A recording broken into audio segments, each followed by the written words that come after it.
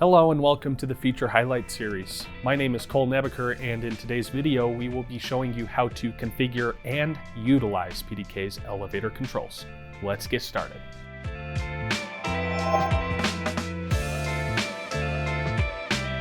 Elevator controls allow you to tie elevator cabs into your access control system, meaning that you can selectively restrict access for a building's floors. PDK programming allows you to simply and effectively manage floor access from anywhere at any time with just a few simple steps. Let's take a look at how this works.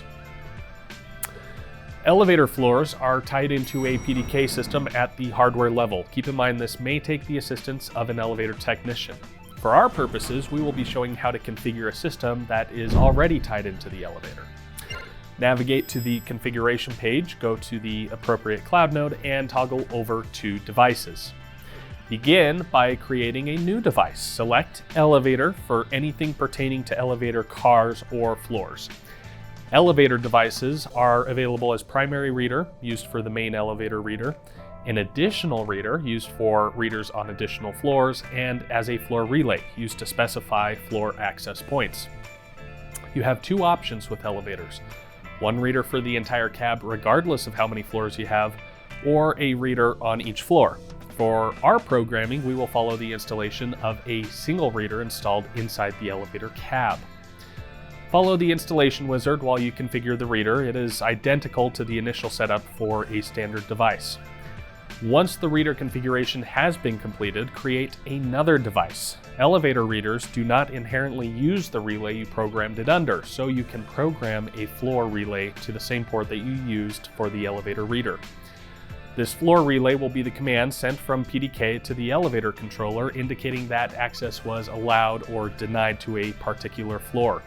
Continue creating a floor relay as many times as is necessary for the quantity of floors that you have. The Red Ox 8 is an ideal controller for this purpose, but you can use door controllers as well.